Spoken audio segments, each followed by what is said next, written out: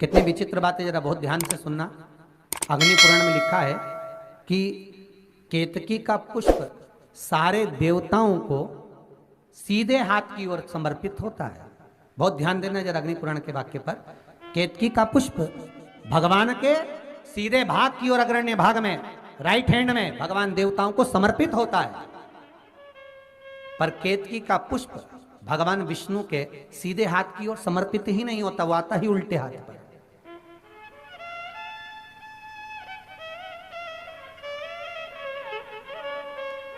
और केतकी का जो पुष्प होता है, उस पुष्प को जब समर्पित करते हैं हम भगवान के सामने, अगर किसी भी देवता के सामने हम चढ़ाते हैं अग्रभाग में, तो केतकी के पुष्प को जब चढ़ाते हैं तो राइट हैंड में तो चढ़ाते हैं और भाग भगवान की ओर रखते हैं। पर सारे पुष्पों का भाग, केतकी के पुष्प का हो चाहे सारे पुष्पों का भाग हो, तो भगवान के अग्रभाग में, भगवान के सम्मुख में होता है। पर केतकी का जो पुष्प होता है, केतकी का पुष्प जो समर्पित किया जाता है, वो केतकी का पुष्प जब भगवान विष्णु के सम्मुख में आता है तो उसका अग्रभाग, ये जो पीछे का भाग होता है, ये भगवान नारायण के सम्मुख में होता है और अग्रभाग सामने होता है, और वो भी उल्टे हाथ पर, सीधे हाथ पे होता ही नहीं। महाराज, केतकी के पुष्प को भगवान विष्णु ने अपने हस्त कमल में लिया।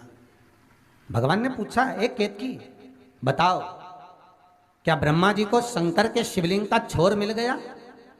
केतकी का पुष्प बोला हाँ। भगवान ब्रह्मा को केतकी का पुष्प कह रहा है कि भगवान शंकर के शिवलिंग का छोर मिल गया? हाँ। आकाशवाणी हो गई शिवलिंग में से, ये केतकी का पुष्प झूठ बोल रहा है, ये केतकी का पुष्प असत्य बोल रहा है। और भगवान की आकाशवाणी हुई और शिवलिंग में से आवाज आई, अरे केतकी के पुष्प, तो मेरे शिवलिंग के सामने झूठ बोला है और असत्य मुझे पसंद नहीं है, तो तूने असत्य बोला है। सारे देवताओं पर तू चढ़ेगा पर शंकर पर कभी नहीं चढ़ेगा। अगर भूल से भी ये केतकी का पुष्प शंकर पर चढ़ गया तो 1000 गौ हत्या के बराबर दोष लग जाएगा। इसलिए सारे फूल पत्ती, तुम नीम की पत्ती शंकर पे चढ़ा दो, बेलपत्र चढ़ा दो, पेड़ों की पत्तियां तोड़कर चढ़ा दो, शिव स्वीकार करते हैं, पर शंकर कभी केतकी के पुष्प को स्वीकार नहीं करते। केतकी का पुष्प नहीं होता। 1000 गौ हत्या के बराबर केतकी का पुष्प शिव स्वीकार करते ही। शिव की स्वीकृति नहीं। देखो कितनी विचित्र बात है, शंकर भगवान को तुलसी नहीं चढ़ती, केवल एक बैकुंठ चतुर्दशी के दिन चढ़ती है, वो भी रात्रि के समय पर 12 से 4 के बीच में। पर शंकर भगवान को तुलसी नहीं चढ़ती। पर पद्म पुराण कहती है कि शंकर भगवान के मंदिर के बाहर जो तुलसी का वृंद लगाया जाता है, शिव जी के मंदिर के बाहर जो तुलसी का पौधा लगा रहता है या लगाया जाता है, उस तुलसी के पौधे में जितनी मंजरियां लगती हैं, उस मंजरियों में जितने दाने लगते हैं, उतने दाने गिन लिए जाएं और उतने समय का बैकुंठ का वास उस मनुष्य को प्राप्त हो जाता है मृत्यु के बाद।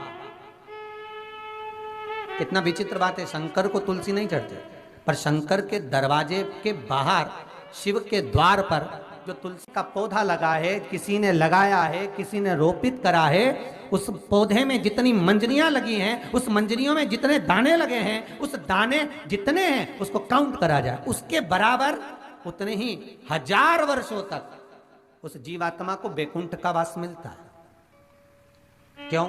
उसकी कथा भी यहां पर वर्णन है।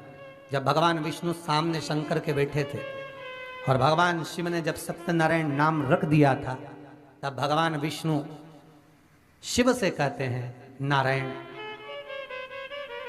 भगवान शंकर से कहते हैं भोलेनाथ, त्रिकालदर्शी, कैलाशी, अविनाशी, हे शिव,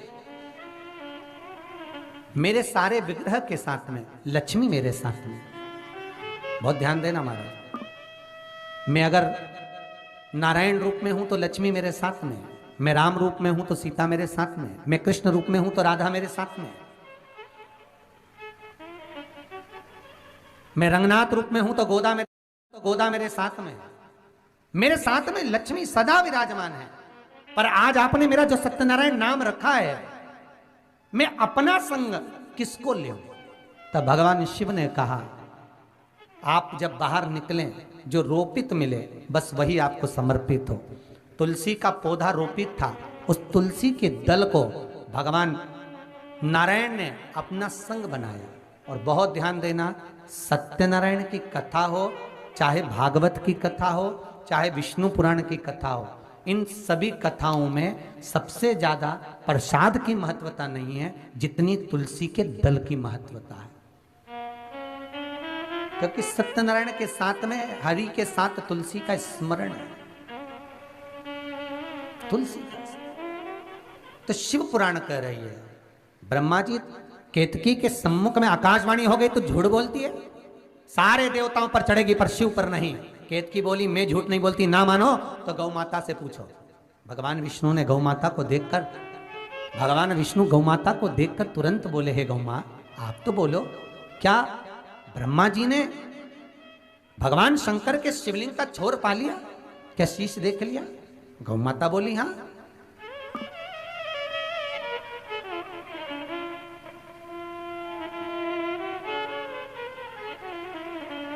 हाँ, कितना सरल होता है। अदालत में खड़े होते हैं, गीता जी सामने रखी जाती है, हाथ रख के बोलो,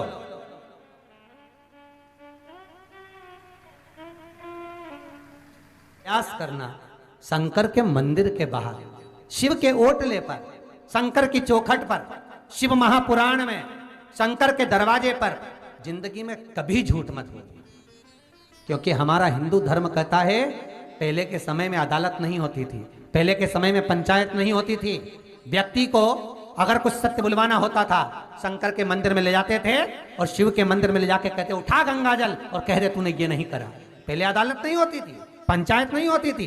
शंकर के मंदिर में ले जाकर कहते थे उठा गंगा जल और कह दे कि तूने ये नहीं किया। क्यों? क्योंकि गंगा जल उठाना मतलब शंकर को हाथ में उठा लेना, क्योंकि शिव की जटा में गंगा है। और उस समय पर जो व्यक्ति बोलता था बस वो सत्य माना जाता था। क्यों? क्योंकि शिव पुराण कहती है, स्कंद पुराण कहती है, लिंग पुराण कहती है कि शंकर के दरवाजे पर बोला गया झूठ, शिव के मंदिर में बोला गया असत्य, व्यक्ति का जब बुढ़ापा आता है, जब वो मरता है तो इतना शरीर में कष्ट होता है, इतनी बीमारी उसको लग जाती है कि वो ठीक ही नहीं हो पाता, कर रहा है, तड़प रहा है, मर रहा है। प्राण कैसे छूटे? कैसे? कई लोगों के फोन आते हैं, गुरुजी हमने हमारी माता जी को 15 बार तो गीता जी सुना दी, 4-5 बार नीचे लीप कर सुला दिया, फिर